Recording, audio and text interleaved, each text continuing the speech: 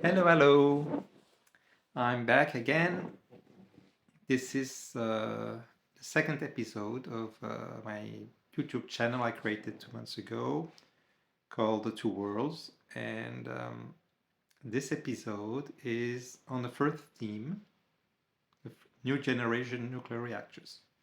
The second theme was the great books, as I explained in my previous episode, and evil cults. But today it's just on nuclear reactors, and it's an introduction about this new generation nuclear reactors. What I'm going to talk about about this theme. And first of all, I'm not a physicist, and all I say it doesn't come from a physicist. All all I have, I don't have any degree beyond my high school diploma. So it's a bit limited, but the information I get is from the internet, is from YouTube channels, and so this information you can get also. And I just apply some basic reasoning and simple logic that you can also make, so you can come to your conclusion, maybe the same as mine or not. There isn't any mystery behind this. However, my father was a nuclear physicist and a French nuclear physicist. He died, and he worked for Euratom, the nuclear European nuclear energy part, and he worked on new generation nuclear reactors, a project called the Molten Salt reactors that was initiated in the United States, where there was a molten salt reactor experiment, MSRE, in Iowa, Tennessee, United States, and a project that was successfully accomplished in the 60s and 70s. And they built a demonstration reactor of this advanced reactors, nuclear energy reactors. He went there for 1 year and he came back, and they wanted to build these reactors, to create a demonstration reactor in Europe and to commercially build these reactors after, but it never succeeded. I will talk about it in other episodes, why it didn't work. And new generation nuclear reactors, they want to promote this from the year 2000 again because of the energy crisis. And yes, that's it. But in this new generation nuclear reactors, molten salt reactors are part of it. Old that was invented 50 years ago, but they still are as to today very new and very good, as we'll see in other episodes. So, why is energy so important? First of all, energy is important in our daily lives because we need energy for practically everything we do. We need in our modern world, for example, for me to talk to you, my phone needs energy. The internet to reach this information uses energy, electricity. To feed myself, the food was grown with energy, with tractors, and to get the food here, it's with energy, transportation, trucks. The water I drink, to get it out of the water, it's pumped with motors that use energy. To bring it here, it's energy. Everything I do, I want to go somewhere. I take a car, I take a bus, I take a plane. So transportation is so energy dependent. All our businesses, where we work, it all works with energy. We couldn't work without energy, electricity and energy. So it's very vital and basic and important. And so that's why even in wars they target energy infrastructures, because this paralyzes the opponent. So like we see in the war in Ukraine, energy infrastructures were bombarded by the Russians, so it creates chaos.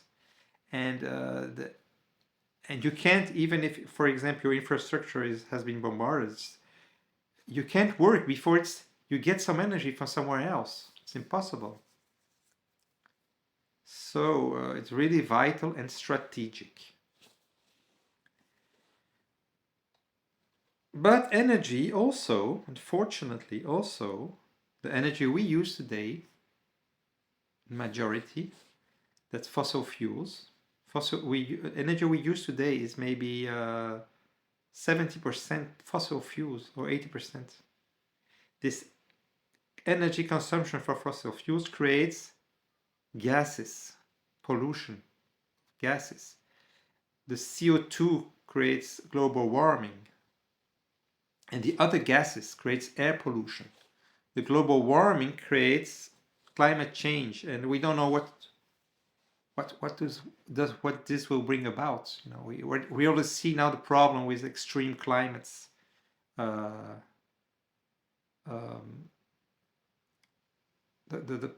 effect on climate, but we don't know. It can create other things we don't know, change the ocean currents, and so much things it can change, and it already creates some chaos, and it's very expensive too. Yes, so and it also pollutes the air we breathe. And there was a study that found that about 10,000 persons per day are dying from air pollution globally. It's incredible. 10,000, you know, imagine 10,000 deaths.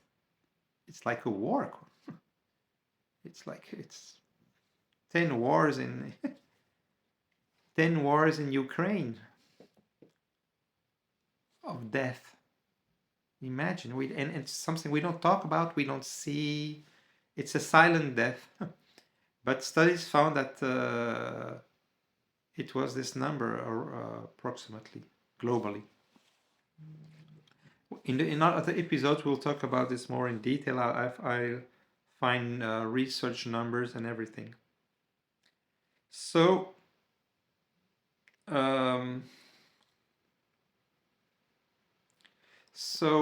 that's why this energy is important. And so we have to get off this fossil fuel consumption, because some way. And the problem is that wind and solar, it isn't, it's around now 20-30 years, and it didn't solve the problem, because every year the consumption of fossil fuels augments. Every year it never stops augmenting. So we really, to have a dent in this consumption, we have to find another source of energy, and the only source we have today is nuclear energy, that actually produces about 10 to 50% globally of electricity.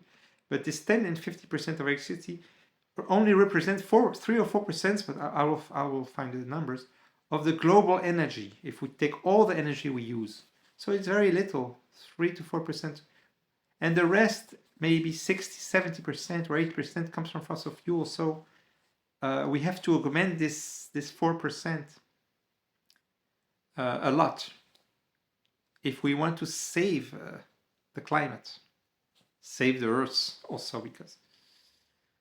So, and if we don't resolve this problem, it's for future generation, and the problem will be worse, and they have to solve the same problem that worsened if we don't solve it. If in the past they had solved it 60 or 70 years ago, we wouldn't have this problem today. We could have done other things in life, but we have to. They didn't resolve it. We have to resolve it.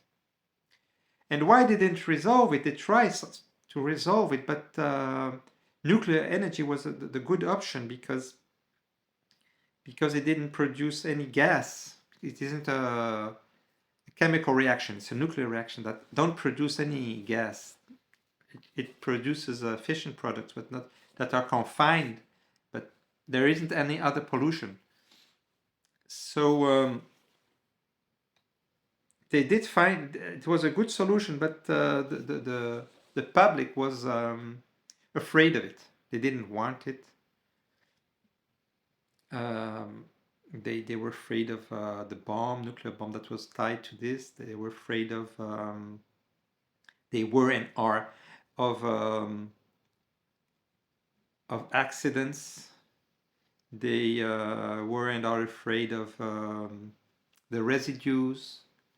So there are some problems tied to nuclear energy that are real, but aren't so bad. But they're real. And new generation nuclear reactors solve these problems. They solve the problem of accidents, of residues, because they burn it until there is no more residue or nearly nothing. It's also cheaper. It's walk away safe, so you don't have accidents. So you can shut down the reactor and walk away, and nothing happens. And I'll explain this in other episodes. Why? How it can be safe. So new generation nuclear reactors attempt to improve the disadvantages of traditional ones or old generation nuclear reactors. So to conclude, and answer the question, why new generation nuclear reactors? Because these new generation nuclear reactors optimize older ones and make this form of energy even more attractive and indispensable.